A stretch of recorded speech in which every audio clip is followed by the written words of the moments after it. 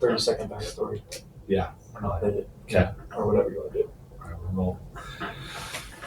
Guys, welcome to the show. We have today Cory Clark in the house. Heck yeah. Cory, stoked to have you here, brother. Stoked to be here. It's awesome. So, guys, Cory is known as the sales therapist. I've gotten to know this guy pretty well the last month or so, and we've known each other for. Connected kind of virtually over a couple of years, and then last couple of months, because now we're working in the same space. So. Yep. We're kind of forced to know each other, Yeah. and it's been a blessing. Now, here, guys, what's cool about Cory? There's a lot of great things with this guy, but we align on a lot of things. I can tell from belief in vulnerability, self-belief, conquering yourself, and not running from your problems and facing those head on. And I think where Cory and I have a lot of alignment, like I run an entire company, a solar sales training or, a solar sales company. And the whole thing is, helping men become better in every other area. It's not just sales training, right? And so I've seen how self-development has transformed me, my sales performance, starting a business. Mm-hmm. And so I'm excited to talk to you about, because you work with guys in multiple industries, a lot of door-to-door guys, a lot of big players. And, so I'm excited to talk to you, bro. Heck yeah, I'm excited too. It's funny that you say you've done this, like you've seen how big of an impact in your life this transformation, right? I think I saw virtually, like through social media, when you were making that transformation more. Because I know some of myself, like, well, I'm way more like attracted to this guy. Like he seems such a good dude, and I think it's when you were really showing up more authentically in that way. Yeah. Not that I wasn't before, but it just 10x, dude. There's a difference, bro. And if you there's power in being authentic, and part of authenticity is not running from the real stuff. From the real stuff. Yeah. If you can face you, the hardest parts of you, and turn to a higher power and turn outward to friends and other people like the program you built. Guys, so the collective, just so you know, he runs an organization that mentors, coaches, and facilitates. It's a mental performance community and resource for sales professionals. We do retreats, one-on-ones, content, community, get together, the whole thing. It's rad. It's amazing. So I'm excited to jump into this, bro. So give us a 30-second rundown on everything. Okay, 30-second rundown, backstory, whatever. I worked in sales all through my undergrad and through grad school to become and I wanted to pursue becoming a therapist, so that's what I did. Always knew I wanted to be a therapist, and so that's what I pursued. It wasn't until becoming a therapist that I was like, oh, this is what the sales world needs. Oh, yeah. Got an idea, put the two worlds together, started a business. It's changed a ton over the last 5 years, but the last 2.5, we rebranded to The Collective. Nice. And that's when we started doing more community, because before I was just doing, end of summer on 2023, I had, 300 to 400 clients. It was just me and them one-on-ones. Wow, that's a lot of one-on-ones. And then it hit me. I'm like, dude, how do I have 300 plus clients and not one of them knows each other, even though they're going through the same things? Yeah.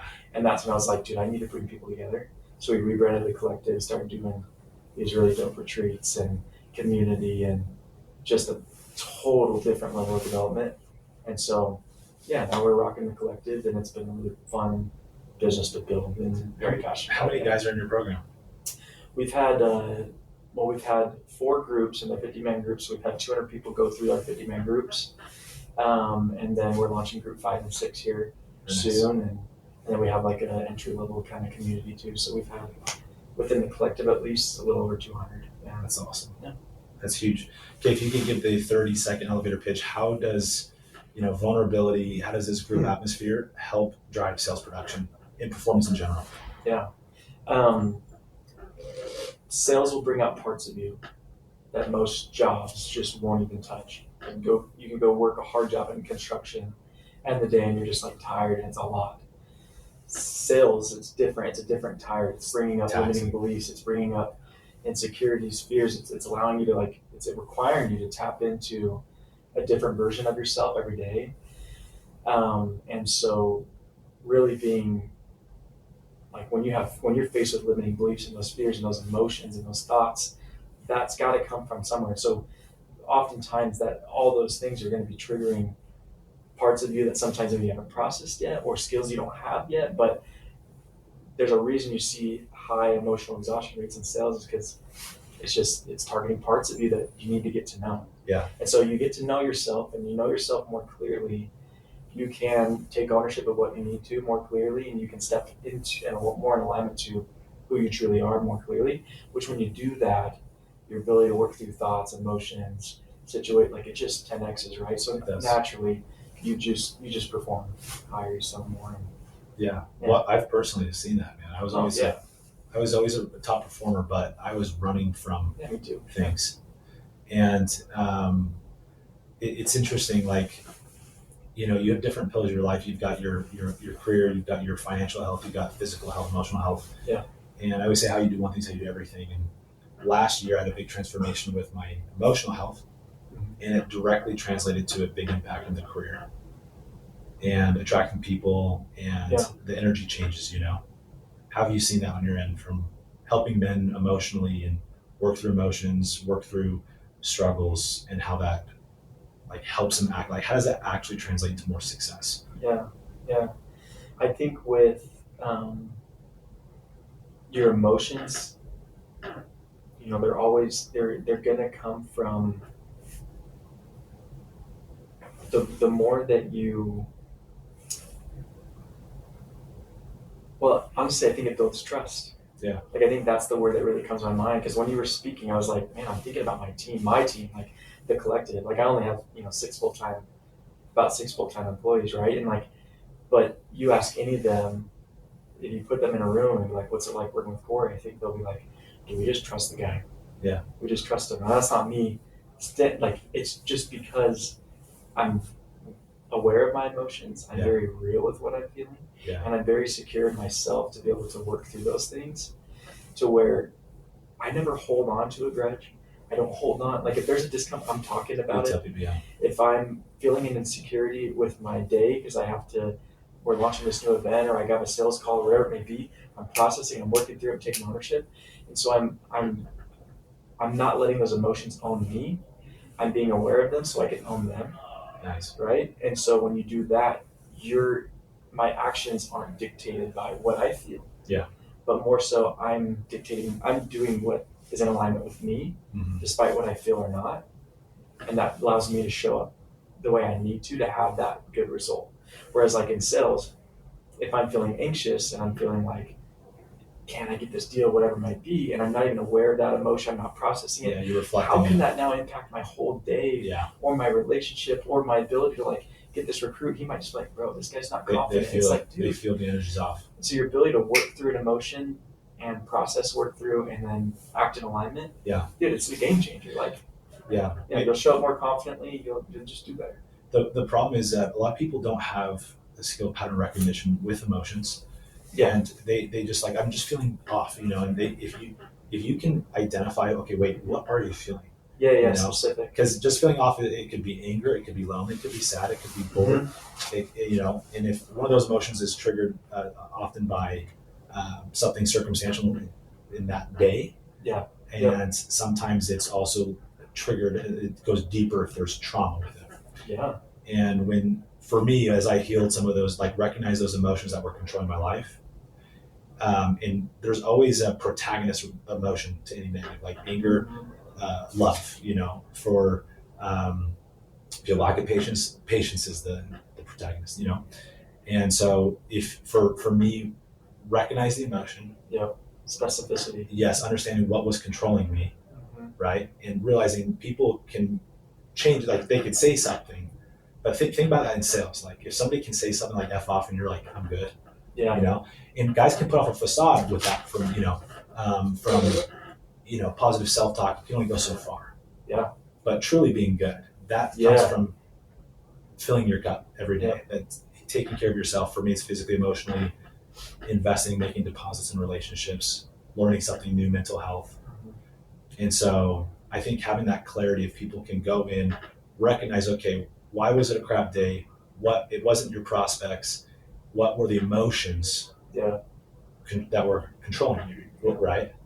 Yeah, and I think a great place to start for anyone listening to would just be start noticing your themes and patterns, right? If you're noticing a place or a relationship or a certain task that you're consistently feeling something in that you don't like, just start there, because I'm like, pull out, just type in on Google emotion wheel. Yeah. It's one of the best tools in the world. Or you can hit me up. I'll send you my version of one. But but an emotion wheel, like you're saying, like there's always something underneath anger. Yeah. Like if someone's like, dude, I'm so pissed. It's like, no, what are you really? You might be jealous. Yeah. You might be threatened. There's You more might be within anger. resentment. Like what is it, right? It's specific. Yeah, like dude, yesterday I was feeling resentment, and I was like, whoa, I don't feel that a ton. Why did this creep in? Yeah. But I processed it so fast, and it was with a person that I cared deeply about. It wasn't my wife. It was actually a friend that just had said something that ate at me the day before, and I brushed it off, whatever, but the resentment didn't kick in until the next day. Interesting. So I didn't actually like feel too hurt by it the day up. Right. And it was the next day I felt like, and I saw his post, and then I felt resentment. I'm like, whoa, that's weird. But then I just reframed it, and I'm like, this is so silly. Yeah. And I'm like, all I feel is love. Like it's that easy. Like it doesn't have to. You don't have to hold on to it.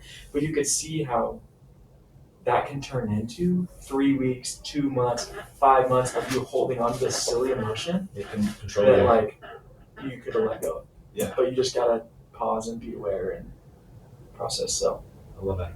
Put on pause for 1 second, bro. I'm gonna shift. You hear this? Oh yeah, sure. These mics pick it up. I just realized that. So that's it'll ruin the whole podcast. Let me fix this, tighten this. Pause. Yours is squeaky. Shit. Didn't notice what. Hold on, let me actually. Yeah, we got this in WD-40 or something, dude. Oh no, yeah. How far into it are we? 11 minutes, 30 seconds. From now. Okay, 30.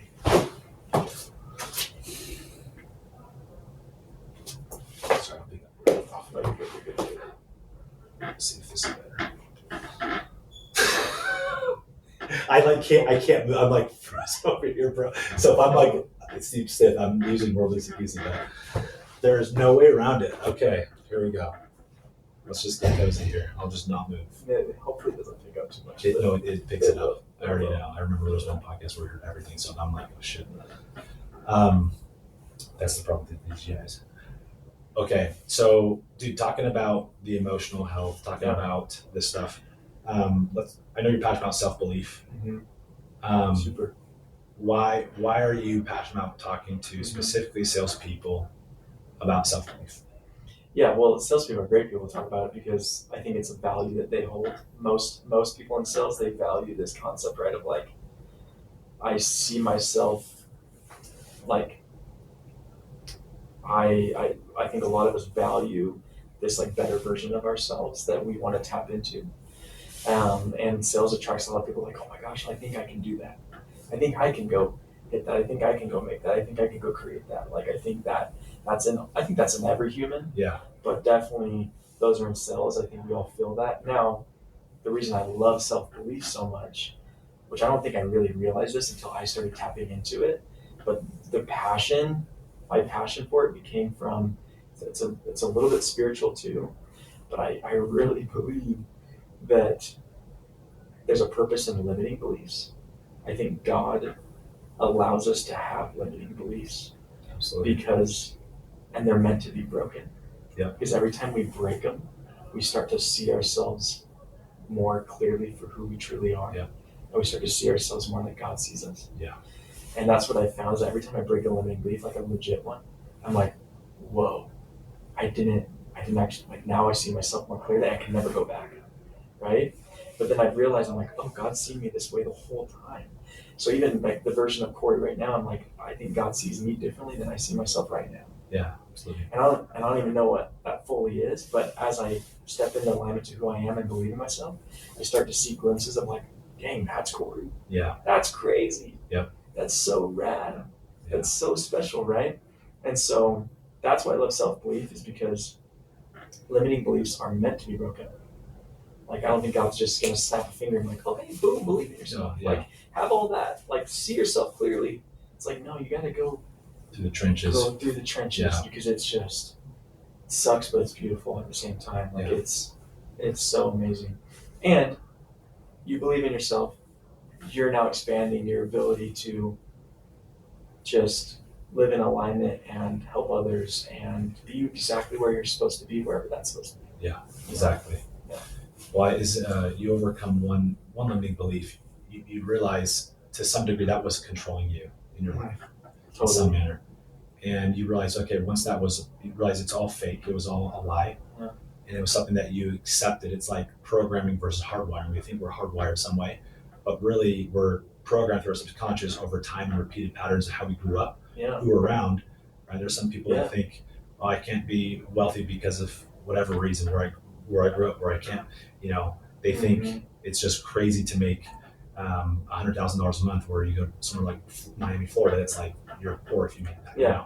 Or I could never post. I could never create content. I could never Exactly, do this business. yeah. I could never. I can Go out never and do be this or ask healthy, my- yeah. fit. Yeah, I can't be successful in business. I can't have a good body at the same time. I can't Whatever really- it is. Yeah, I've had tons of those. But there's beauty when you go through the adversity. You don't run from it, escape it. The solution for me, I've noticed, is don't run from the pain, because in that pain of adversity is when God can teach you how to overcome those limiting beliefs. And once you conquer, though, you realize, well, what else can I do? What's next? And if a man can think he can do something great, he will eventually achieve that. Yeah. We're our own worst enemy, but are also our best ambassador. But these limiting beliefs are the thing. Yeah. It They're is. the thing. Yeah. So how do you help people shift from a limiting belief to an empowering belief? Yeah, I think you have to be aware of what the limiting belief is. Yeah. And really, like, the more specific, I think the better. Because once you're truly aware of what it is, then I think you have a choice, and the choice is, okay, am I going to lean in, or am I going to let it? Am I going to let it own me, right? Or am I going to go back to a comfort, right? And when do I want to really embrace this discomfort? Because I also think it's obviously very uncomfortable to break limiting beliefs, Of course. but there's that intentional discomfort where when you really embrace discomfort, you'll get in that threshold stage of like, oh my gosh, this is hard. But then you push through that, and there is this stage of discomfort where you're in the becoming stage, where it's this like battle between like, wow, this is really, really hard, and you'll have multiple moments where you want to give up, but then you'll have these moments where you almost feel like meeting the newer version of yourself. Yeah, it's Like you're meeting the man you're becoming.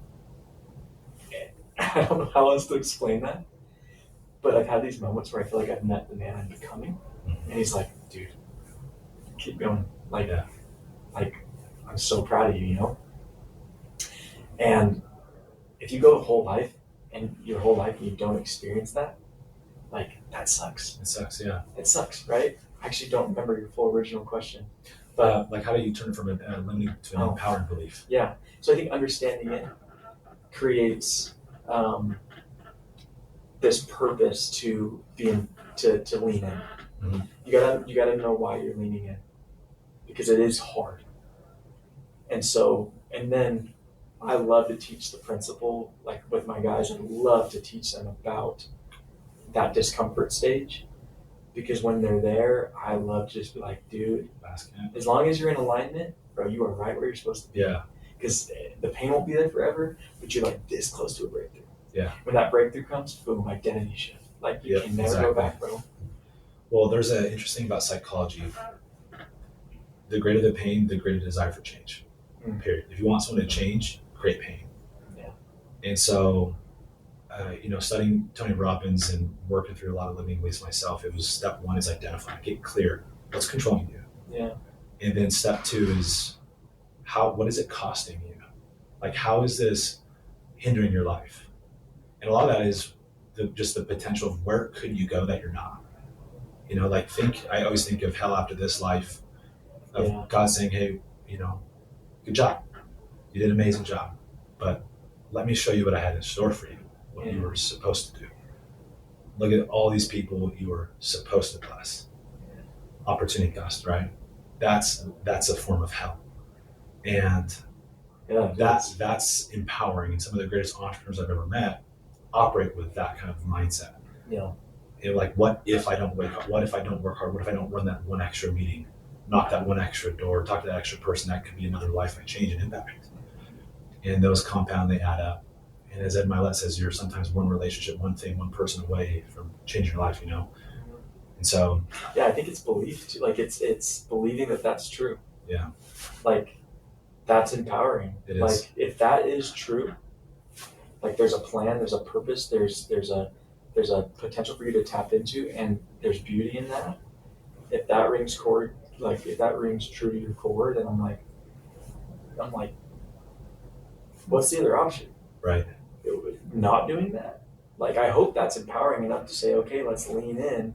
The cool thing is you'll see these beautiful glimpses along the way, where it's the journey's worth it. Yeah. Like I've been in my business 5 years. I'm like, dude, it's been the hardest thing, but like the journey's been so worth it. It's been beautiful. It's not like I'm waiting for this destination. Right. Like, oh, and finally, in 10 years I'll be had. It's like, no, dude. Yeah. Like I'm in it.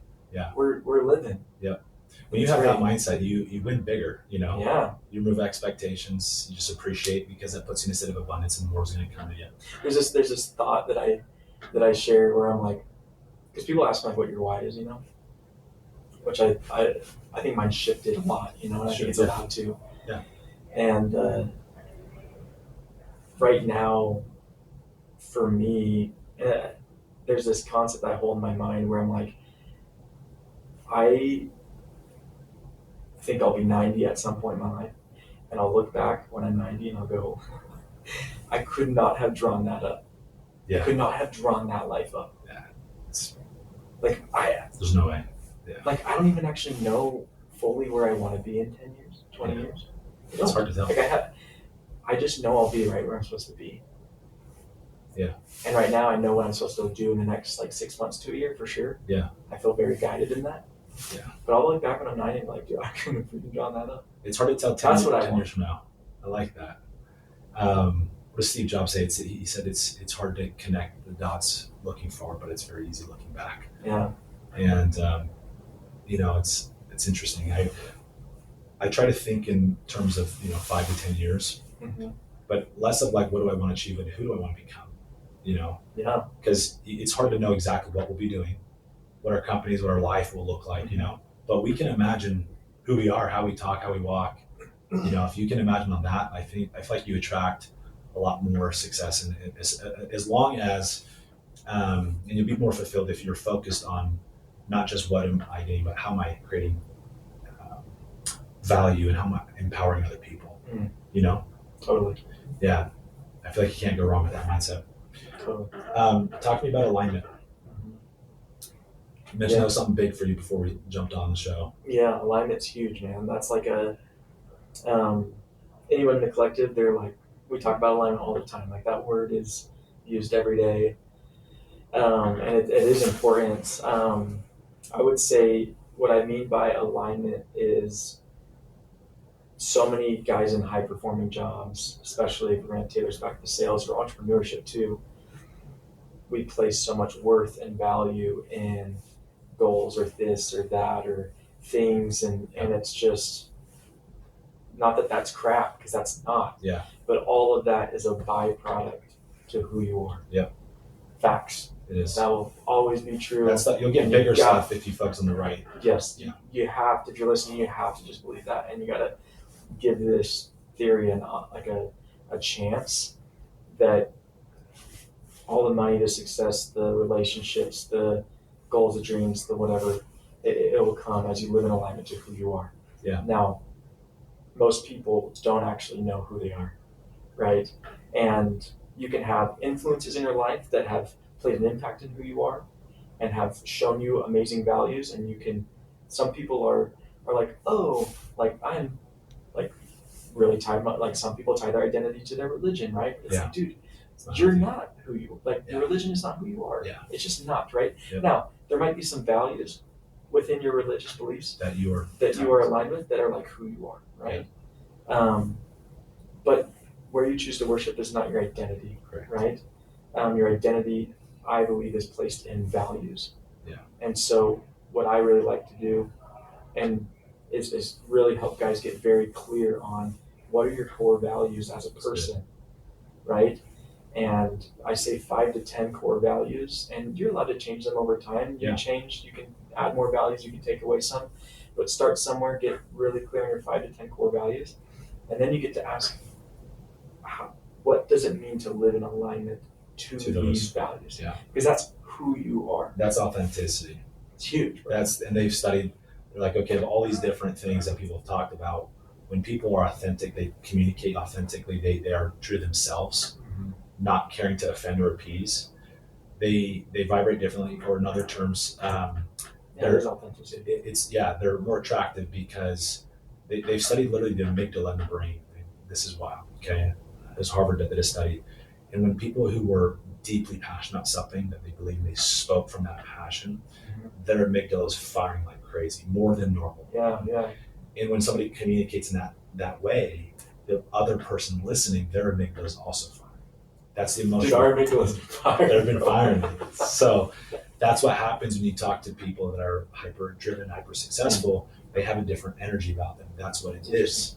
And they're attached to that, right? Like, as much as people could hate on Andrew Tate, it's a polarizing example. Oh, interesting. Like, he's very authentic. He doesn't give two shits about what people think. And so he just says it. That's why he's also very attractive to a large group, right? And so it's amazing when you can really stop. So many people live in stuff like trying to impress somebody. Yeah. But if you can just be at peace, this is the beauty of, I think, spirituality and the self-work is you don't need to appease anybody. If you just need to conquer you. If a man can conquer himself, he will win the sales, he'll win the prospects, you'll win in business. Yeah. It's all easier, Yeah, I think the biggest caveat with values-based living, which essentially is just living in alignment to your values, which is this concept of alignment, and that's where you can put worth and all that stuff, right? The biggest caveat, though, is that it will be pretty dang clear what living in alignment means, but it oftentimes is pretty hard. Like, it's a lot easier, I think, to live out of alignment I agree. than to live in alignment to your values. So if you want to do this work, just know, like, you're going to be faced with a dilemma. Yep. And so I always preface that with my clients. It's like, dude, look, we're about to get really clear, but some choices are going to come out of this that are like really difficult, but it's going to be alignment based. Like, you can't argue. Like is, an example of like maybe a substance that they're using, or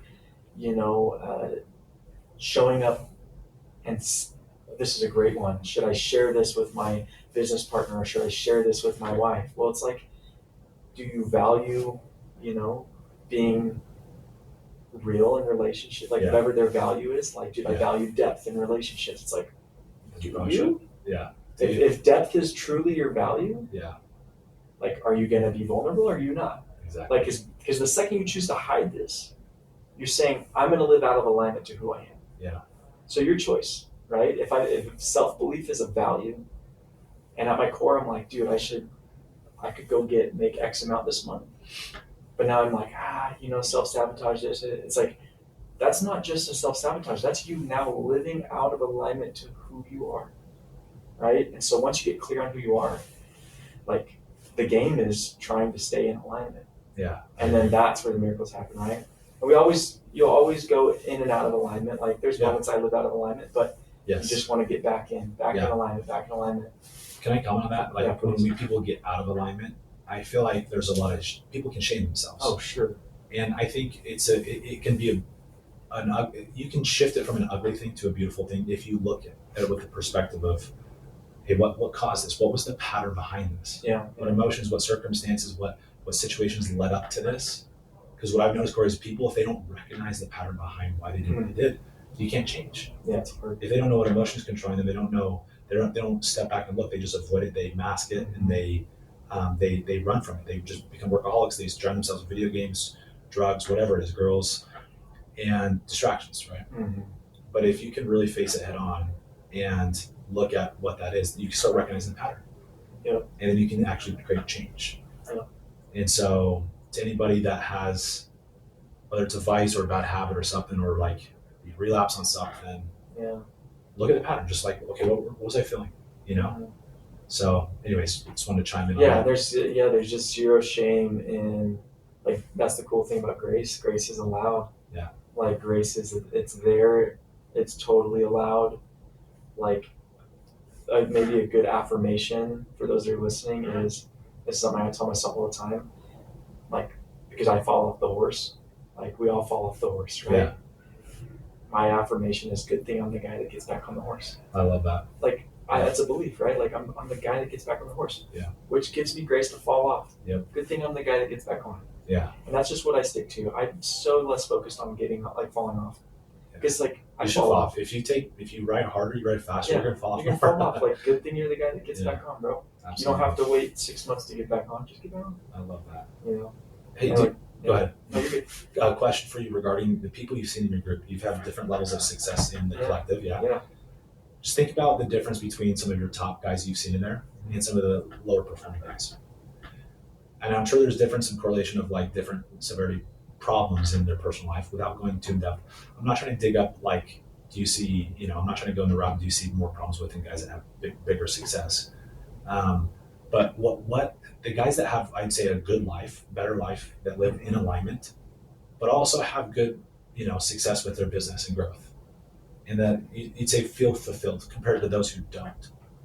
What are some of the patterns you've noticed, whether it's how they think, how they act, whatever it is? What are some of the patterns you've noticed of that difference in those two groups? Yeah. So that second group is like the first group they joined already kind of in alignment. Yeah. I'd say these guys are successful, like from the world's view, they're successful. Yeah. But you see these guys behind the scenes, and I know nobody's perfect, but like I'd say more put together than other men. We all have something that we're hiding and we brush under the rug a little bit, but like they say are more real, and they do have more success and a little bit more, I guess, fulfillment or happiness. Yeah. What would you notice is like a difference between those guys and maybe those who, not judging the ones who don't have as much, but like in the terms of like work success, what trends do you notice that are different? Yeah, between those two. Yeah. It's interesting, right? Because I think there's I think legitimately there's like dilemmas holding guys back, like whether that be trauma from growing up or addictions or really tough patterns that they're just like not aware of. Like just they need to grow and heal some parts of themselves. Yeah. In order to really break through and tap in. It's not that they're like some of these guys are still like pretty high performers, but they're just like it's those things that are holding back. Yep. Which sometimes there's a lot of work to do there, but once they do it, like dude, it's huge. It blows up. Yeah, it's great, right? And then you get these guys too, where maybe they don't have a massive amount of trauma, like those type of things. They're already like decently high performers. They come in whatever, but they're still holding on to like this mask. Yeah. And the cool thing about those guys is like, because they're already high performers, they're already like dogs, they're already like so great in so many ways. Yeah, but they're running from. Yeah, they're just running from a few things. And a lot of the times those things aren't like crazy deep. Like sometimes they are like rooted in like a really heavy trauma. By heavy trauma, I'm talking like sexual assault, like, tons of abuse, like just, there's some heavier trauma, upbringing stuff, parent stuff, whatever. Like there's some guys that have been through some really tough things. But this is like, I'd say still trauma, but maybe not like they were sexually assaulted, right? It's more just little things, little limiting beliefs and things that were carried along the way that maybe have created a mask, or now they're coping in a certain way, whatever. Yeah. But they're already high performers. So once they take that full mask off and they're like, whoa, I'm really authentic for the first time ever.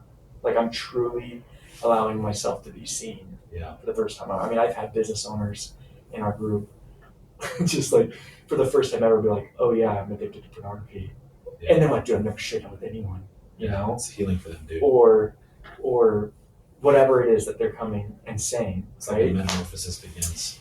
And it is like change, because they're already so high level, and this was like the last little piece to just like blow them up. And their business will follow with that. Yeah. It always does.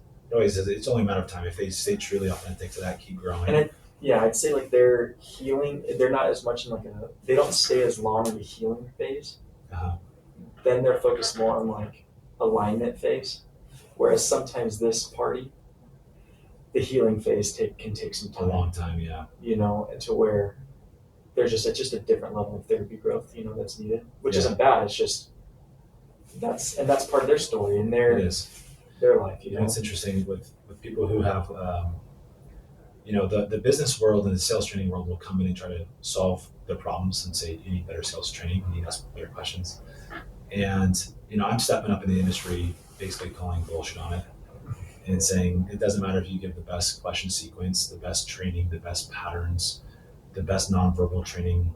If the guy himself is radiating insecurity, doubts, limiting beliefs, it doesn't matter. It's that he's walking, talking billboard. Yeah. You know what I mean? Imagine a battered up piece of crap billboard that, but you got the best one liner ad on there. It doesn't matter. It doesn't matter. And so that billboard that's what I call certainty. It comes from how you live your life. Confidence comes from what you say, how you say it, right? The training, the know how to. The conviction comes from who are you? How do you live your life, not what do you say? It's that authenticity. It's that alignment that you're talking about. I say I'm going to be this. I feel like I'm this, and then do you act in accordance with that? Yeah.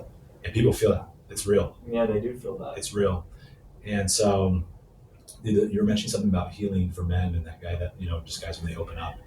For me, overcoming pornography and that whole journey, I remember studying about something Paul said in the Bible. He said, Jesus doesn't heal us from confession. He forgives us, right? He's a power to forgive. But confessing other men is actually what heals us. Literally says that in the Bible. I didn't know that. Yeah, it's in the New Testament. Wow. Yeah, it's in one of the epistles that Paul wrote. So I need to memorize which one it is, but that's beautiful. Yeah, and it fosters vulnerability. When we're real, because step one to overcoming anything is admitting. It's the truth will set you free, and if you mask it, you're never going to change. Yeah, well. And so that's what I love about those groups. And what you do is you foster vulnerability, you foster.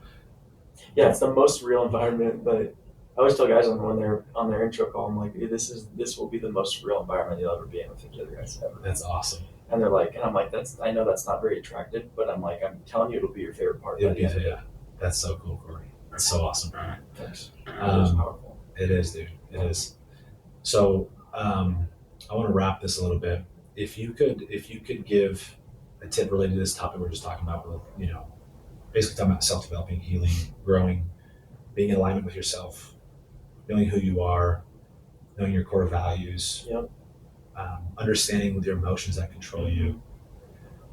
If you could summarize and try to give someone, an elevator pitch and convince them to do the inner work, to heal, to grow emotionally. And you're talking to a guy that's money driven, that wants to sell more, wants to grow his business more. What would you say to him about how working on himself in this manner could help improve his life and his business? Wow, that is a beautiful, beautiful question.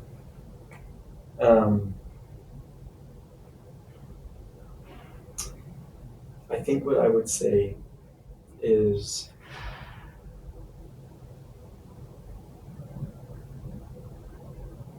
I think I would say everything, well, without exploring, right? Because I think exploring what their needs are, right? And like getting them on the phone, understanding them, exploring them, like what their needs are, what they want, because then you can kind of target a little bit more like around that concept to their needs.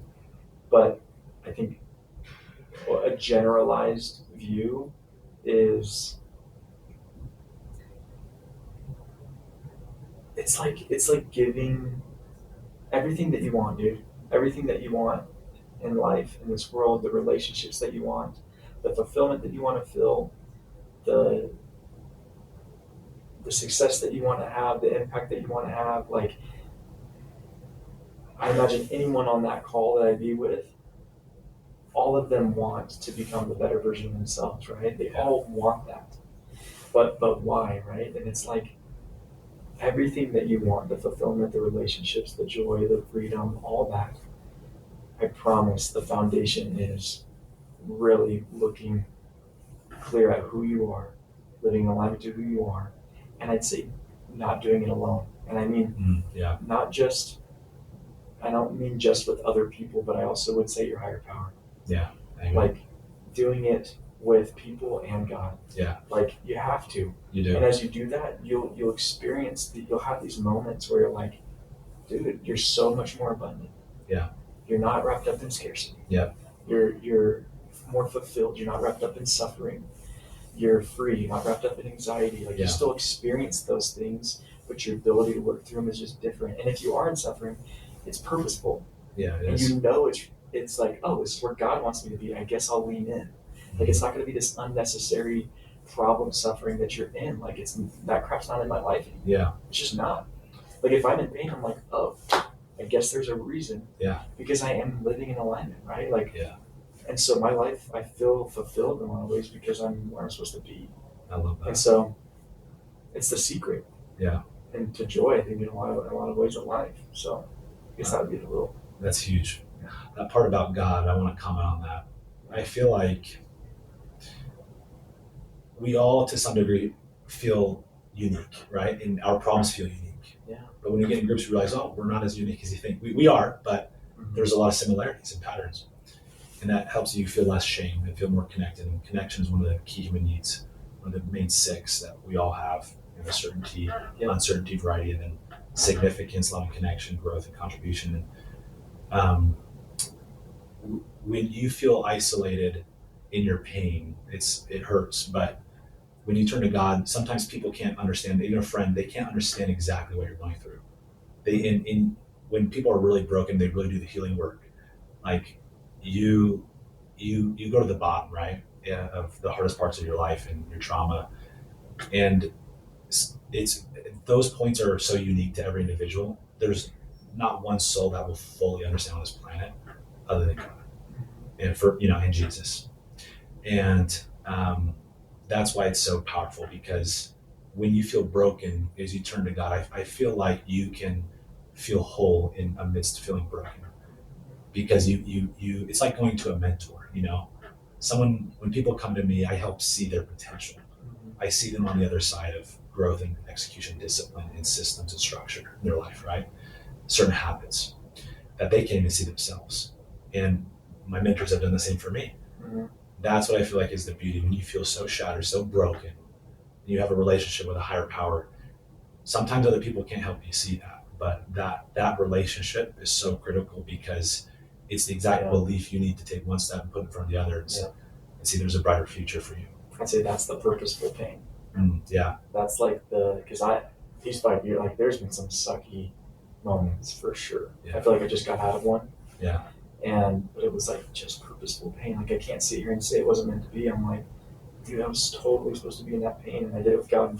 Yes. And it's like that one step more mentality that you trust. Yeah, dude, I've been through so much with divorce and my kids in custody, and I've been so blessed now. But I anytime I face adversity now, I'm thinking, okay, God, what do you want me to learn? Yeah. Because I wouldn't go back. If I could go back and change my divorce and everything, I wouldn't change a thing.